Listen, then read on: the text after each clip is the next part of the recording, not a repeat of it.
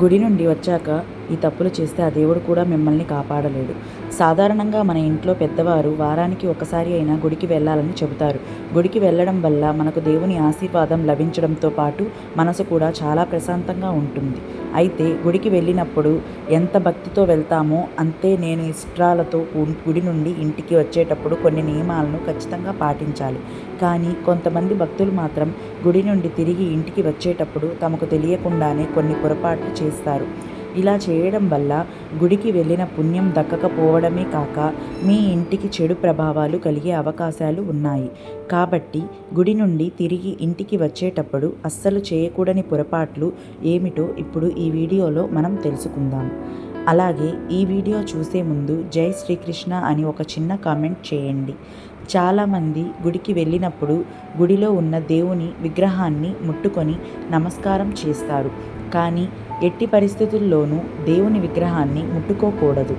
మరీ ముఖ్యంగా మహిళలు మాత్రం ఆంజనేయ స్వామిని పొరపాటున కూడా ముట్టుకోకూడదు.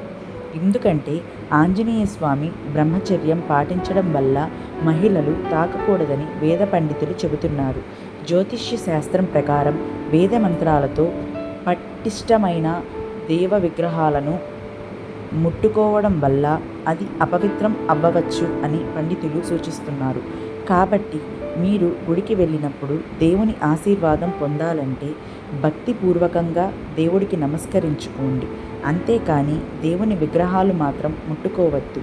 ముఖ్యంగా దేవాలయానికి వెళ్ళేవారు ఖాళీ చేతులతో మాత్రం అస్సలు వెళ్ళకూడదు. దేవునికి ఏదో ఒకటి తీసుకొని వెళ్ళాలి.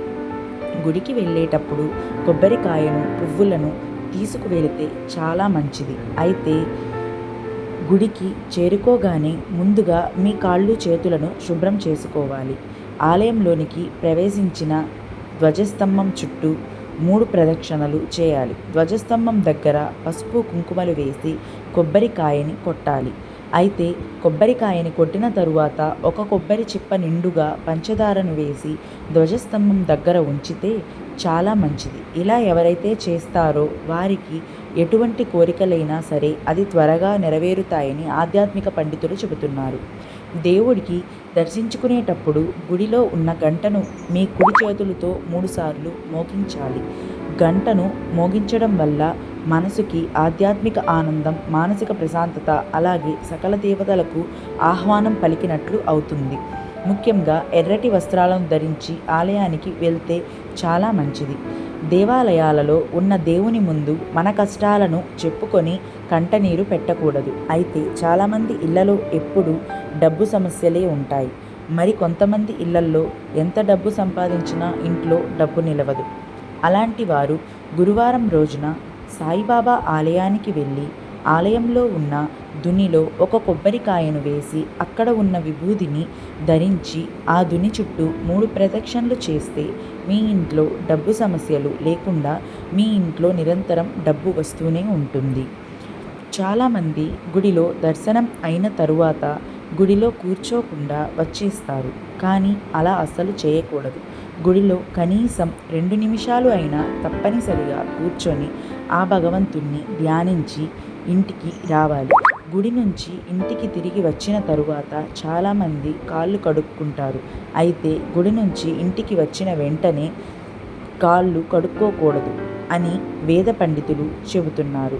1 నిమిషం పాటు ఇంట్లో కూర్చొని ఆ తరువాత ఇంట్లోనే అన్ని గదుల్లో వెళ్ళాలి. ఇలా చేస్తే ఆలయ స్వచ్ఛతను ఇంట్లోనే అన్ని భాగాల్లో విస్తరిస్తుంది.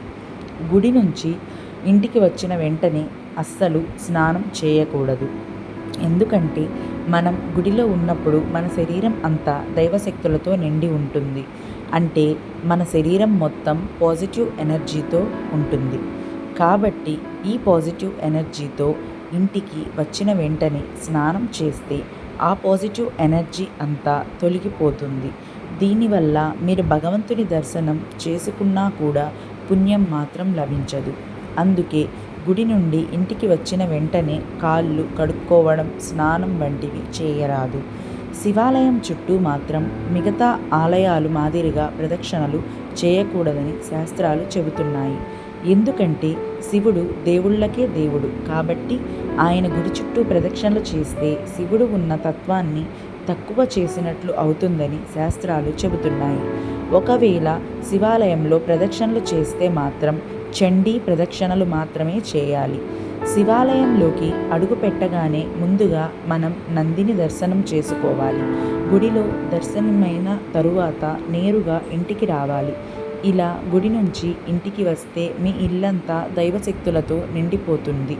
గుడిలో ఇచ్చిన దేవుని ప్రసాదాన్ని చాలామంది ఇంటికి వచ్చే దారిలో తింటూ ఉంటారు. కానీ అలా అస్సలు చేయకూడదు. దేవాలయంలో ఇచ్చిన ప్రసాదాన్ని గుడిలోనే తినాలి. వేద పండితులు చెబుతున్నారు, గుడిలో మీరు కోరుకున్న కోరికలు నెరవేరాలంటే పంతులు గారు మీ తలపై శటగొప్పం పెట్టేటప్పుడు మీ మనస్సులో ఉన్న కోరికను అప్పుడు కోరుకోండి. ఎందుకంటే శటగొప్పం పైన విష్ణు పాదాలు ఉంటాయి.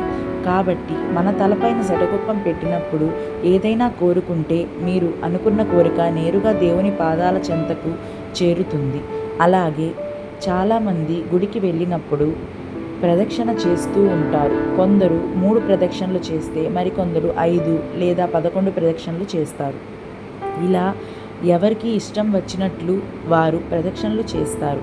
అయితే మీరు వెళ్ళిన దేవుని గుడిని బట్టి ప్రదక్షిణలు చేయవలసి ఉంటుంది.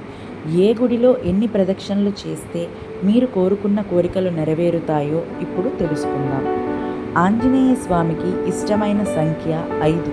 కాబట్టి ఆంజనేయ స్వామి దేవాలయంలో కనీసం 5 ప్రదక్షిణలు అయినా చేయాలి. హనుమంతుని ఆలయంలో 5 ప్రదక్షిణలు చేస్తే దీర్ఘకాలిక అనారోగ్య సమస్యలు తొలగిపోతాయి. మీరు ఏదైనా తీరని సమస్యలతో బాధపడుతుంటే 11 తమలపాకుల పైన శ్రీరామ అని రాసి ఆంజనేయ స్వామి ఆలయంలో సమర్పించండి. ఇలా చేయడం ద్వారా మీకున్న సమస్యలన్నీ అతి త్వరలోనే తీరిపోతాయి అని పండితులు చెబుతున్నారు. అలాగే సాయిబాబా ఆలయంలో 5 లేదా 9 ప్రదక్షిణలు చేయాలి. ఆలయంలో ఉన్న విభూదిని నుదుటిపై ధరించాలి. తరువాత సాయిబాబాకు ఇష్టమైన తెల్లని స్వీట్లు ఆలయంలో చిన్నపిల్లలకు పంచిపెడితే మీకున్న ఆర్థిక సమస్యలు తొలగిపోతాయి. వెంకటేశ్వర స్వామి ఆలయానికి వెళ్ళినప్పుడు మీరు తప్పనిసరిగా తులసి మాలను తీసుకొని దేవుడికి సమర్పించాలి. దాని ద్వారా మీరు కోరుకున్న కోరికలు ఖచ్చితంగా నెరవేరుతాయి. శ్రీనివాసునికి తులసి ఆకులంటే ఎంతో ఇష్టం. శ్రీ వెంకటేశ్వర స్వామి ఆలయంలో 11 ప్రదక్షిణలు తప్పనిసరిగా చేయాలి. గుడిలో ప్రదక్షిణలు చేసేటప్పుడు ఓంకార నామాన్ని జపిస్తూ ప్రదక్షిణలు చేయాలి. ఇలా చేయడం వల్ల మనం కోరుకున్న కోరికలు ఖచ్చితంగా నెరవేరుతాయి అని ఆధ్యాత్మిక పండితులు చెబుతున్నారు. ఎన్ని ప్రయత్నాలు చేసినా కొంతమందికి వివాహం కుదరదు. కుదిరినట్టే కుదిరి చెడిపోతూ ఉంటుంది. అలాంటి వారు శుక్రవారం రోజున అమ్మవారి గుడికి వెళ్ళి నెయ్యితో తడిపిన ఒత్తులను బెల్లం మీద ఉంచి దీపం వెలిగించాలి. తర్వాత అమ్మవారికి ఇష్టమైన బెల్లం పరమాన్నం లేదా పులిహోర నైవేద్యంగా పెట్టాలి. అమ్మవారి దేవాలయానికి వెళ్ళినప్పుడు తప్పనిసరిగా 3 ప్రదక్షిణలు చేయాలి. అలాగే అమ్మవారికి ఎంతో ఇష్టమైనటువంటి ఎర్రమందారం 108 పూలను మాలగా కట్టి అమ్మవారికి సమర్పించాలి. ఇలా చేయడం వల్ల అమ్మవారి అనుగ్రహంతో మీరు కోరుకున్న కోరికలు ఖచ్చితంగా నెరవేరుతాయి అని వేద పండితులు చెబుతున్నారు. అమ్మవారి దర్శనం అనంతరం ఆలయంలో కనీసం 2 లేదా 3 నిమిషాలు కూర్చొని ఓం శ్రీమాత్రే నమః అనే మంత్రాన్ని జపించండి. మీకు అంతా శుభమే జరుగుతుంది. అలాగే వినాయకుడి గుడి చుట్టూ 3 సార్లు ప్రదక్షిణలు చేస్తే చాలా మంచిది. మనసులో కోరుకున్న కోరికలు నెరవేరుతాయి. తర్వాత గర్భగుడిలో ఉన్న స్వామివారిని దర్శించుకోవాలి. ఆలయంలో దేవుడికి ఎదురుగా నిలబడి ఎప్పుడూ దర్శనం చేసుకోకూడదు. దేవాలయంలో దేవుని దర్శనం చేసుకునేటప్పుడు విగ్రహానికి కుడివైపున లేదంటే ఎడమవైపున నిలబడి దర్శనం చేసుకోవాలి. గణేశుడికి ఇష్టమైన సంఖ్య 21. అందువల్ల 21 గరికలను సమర్పించండి. కుడుములు ఉండ్రాళ్లను నైవేద్యంగా పెట్టండి.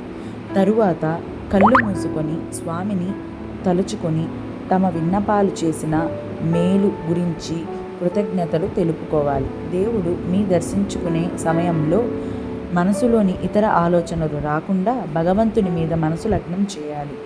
ఇలా చేయడం వల్ల మీరు చేపట్టిన పనులలో ఎటువంటి ఆటంకాలు లేకుండా దిగ్విజయంగా పూర్తవుతాయి. అలాగే మీరు కోరుకున్న కోరికలు ఆ విఘ్నేశ్వర స్వామి తప్పక నెరవేరుస్తాడు. ప్రతి ఒక్కరూ గుడికి వెళ్ళి పూజ చేయించుకొని తిరిగి వెళ్ళేటప్పుడు కాసేపైనా ఆలయ ప్రాంగణంలో కూర్చొని వెళ్ళాలని చెబుతున్నారు. ఆ సమయంలో దైవ స్వరూపాన్ని దర్శించుకోవాలి. ఎటువంటి బాధలు లేకుండా చనిపోవాలని, ఎవరి మీద ఆధారపడకుండా తమ స్వశక్తితో బతకాలని, దైవ సన్నిధిలో మరణించే అవకాశం కల్పించాలని, అలాగే మీకున్న కోరికలను మనసులో కోరుకుంటూ కాసేపు ఆలయంలో కూర్చోవాలి. గుడిలో పాజిటివ్ ఎనర్జీ ఉంటుంది. మీరు కొద్దిసేపు గుడిలో కూర్చోవడం వల్ల ఆ శక్తి మీ శరీరం మీదకు వస్తుంది. మనసు ప్రశాంతంగా ఉండేలా చేస్తుందని ఆధ్యాత్మిక పండితులు చెబుతున్నారు. అలాగే గుడి నుండి తిరిగి ఇంటికి వచ్చేటప్పుడు వేరే వాళ్ళ ఇంటికి వెళ్ళకూడదు. మధ్యలో ఏ పని కోసం ఆగకూడదు. నేరుగా ఇంటికి వెళ్ళాలని పండితులు సూచిస్తున్నారు. తద్వారా గుడిలో పాజిటివ్ ఎనర్జీ, ఆ శక్తి మీ ఇంట్లోకి ప్రవేశిస్తుందని చెబుతున్నారు. ఈ వీడియో గనక మీకు నచ్చినట్లయితే ప్లీజ్ లైక్ చేసి మీ ఫ్రెండ్స్కి షేర్ చేయండి. అలాగే మా కొత్త వీడియోస్ మీకు వెంటనే చేరాలంటే మా ఛానల్ని సబ్స్క్రైబ్ చేసుకొని పక్కనే ఉన్న బెల్ ఐకాన్ని క్లిక్ చేయండి. ధన్యవాదాలు.